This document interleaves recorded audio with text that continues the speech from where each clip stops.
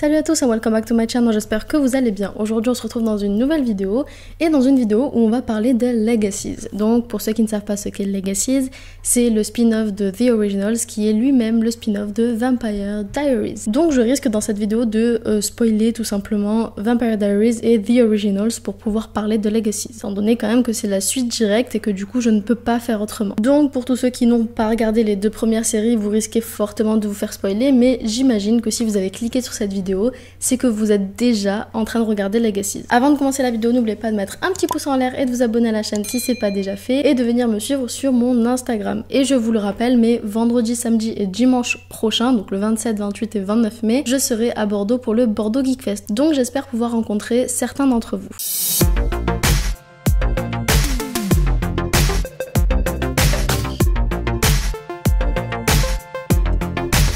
Alors, dans cette vidéo, c'est un petit peu un bric-à-brac, c'est pas vraiment une critique de Legacies, mais en même temps, on va quand même beaucoup parler de Legacies tout en parlant un petit peu de Vampire Diaries et The Originals. Pourquoi est-ce que je vous fais cette vidéo? Tout simplement parce qu'il y a quelques jours, la CW, je crois que c'est la CW, a annoncé qu'elle annulait la série Legacies après la 4e saison. Donc la saison qui est actuellement en cours sera la dernière et clôturera cette série. Mais elle va pas juste clôturer cette série, étant donné qu'elle va clôturer tout le chapitre, ou plutôt tout le livre qui englobe Vampire Diaries, The Originals et Legacies. Et je vais être honnête, je suis très déçue et je suis vraiment pas contente du fait qu'il l'annule maintenant pour plusieurs raisons. Déjà, je vais vous donner dans cette vidéo mon avis sur Legacies.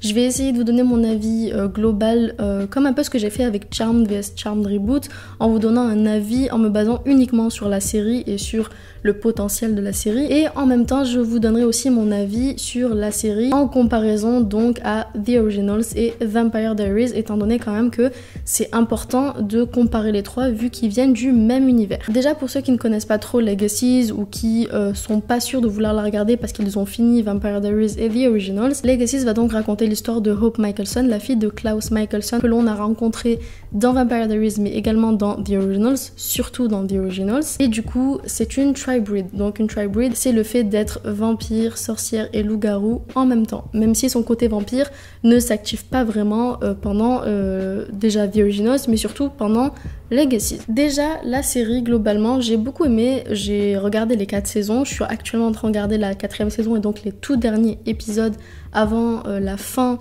finale de la série. En regardant les épisodes actuels, je suis assez déçue que la série se termine parce que je pense qu'elle aurait pu faire beaucoup mieux. En comparaison à Vampire Diaries et The Originals, la série n'a rien à voir. Même si on retrouve certains personnages qui arrivent de temps en temps des séries précédentes, ça reste pas du tout la même ambiance. C'est, je crois, le truc qui m'a le plus frappé en regardant Legacies, c'est le fait que l'ambiance n'est absolument pas la même que dans Vampire Diaries et The Originals. On retrouve une série qui reprend certains codes et certaines histoires des séries d'avant, mais avec une toute autre atmosphère un peu bizarre. Et je vous avoue que j'ai pas trop compris ce que Julie Plec déjà et la réalisation ont fait avec cette série. En soi, la série n'est pas non plus très mauvaise, mais il y a encore beaucoup à faire, dans le sens où en plus de ça, les acteurs sont des acteurs qui sont à peine connus. Je pense qu'ils ont été connus grâce à Legacies pour la plupart en tout cas, et ça se voit. En tout cas, dans la première saison, ça se voyait que c'était un petit peu mal joué, et le seul personnage qui était donc intéressant et surtout bon à voir à l'écran, c'était celle qui interprète Hope. Parce que même si l'histoire parle d'elle entre guillemets, ça ne parle pas que d'elle, mais ça parle vraiment de tous les personnages qui sont autour d'elle. Le point positif que je trouve dans cette série, c'est que on a beaucoup de personnages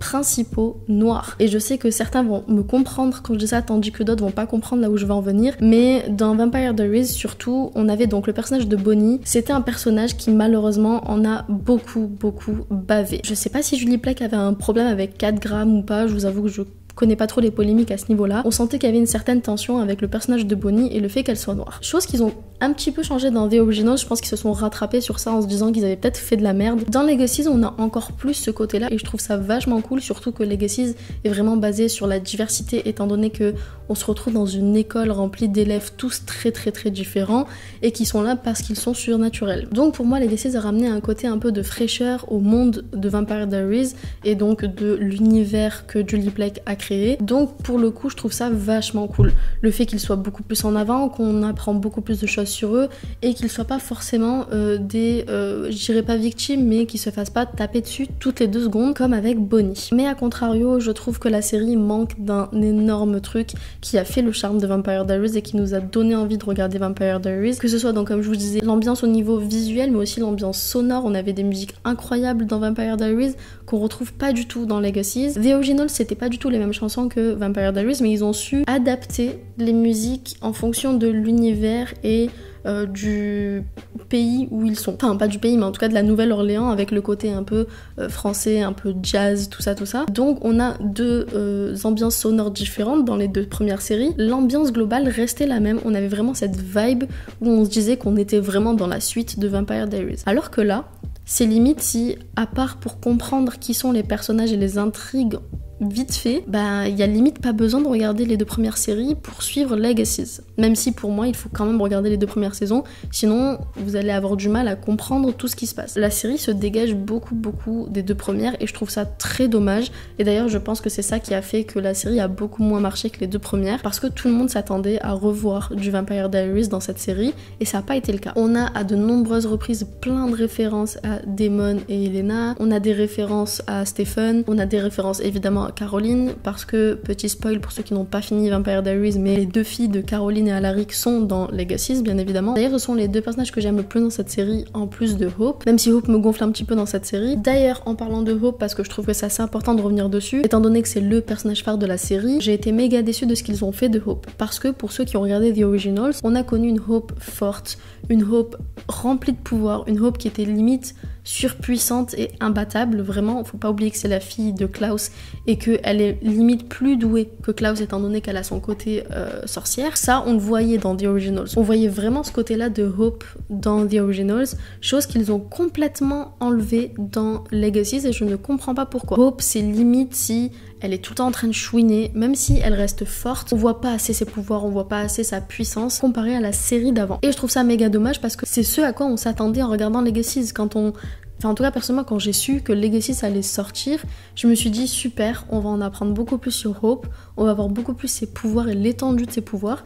Et au final, j'ai été méga déçue parce que c'est pas le cas. C'est pas du tout le cas. Alors oui, il y a ce côté un peu groupe, alliance, amis, famille. J'ai trouvé ça assez mal fait, dans le sens où je m'attendais à beaucoup plus venant de ce personnage, et même des 2 personnages, donc Josie et Lizzie, j'en attendais beaucoup plus. Donc globalement, j'ai bien aimé la série, mais sans plus. Je trouve que la série aurait pu être bien meilleure, mais ça n'a pas été le cas. Et concernant du coup l'intrigue, ou plutôt les intrigues de la série Legacies, on va se concentrer sur quelque chose de très différent là encore des 2 premières séries, avec des monstres. Mais quand je dis des monstres, c'est des vrais monstres, c'est plus juste des vampires ou des loups-garous, on parle vraiment de monstres, de créatures. Et je vous avoue que j'ai été méga surprise quand j'ai regardé la première saison de voir autant de monstres, même si on comprend plus tard pourquoi. C'est là où je vous dis qu'il y a une atmosphère très différente et une ambiance très différente. C'est quand même au niveau des intrigues des méchants de l'histoire, ça n'a plus rien à voir avec Vampire Diaries et The Originals. Et je pense que tous ceux qui sont fans de ces 2 premières séries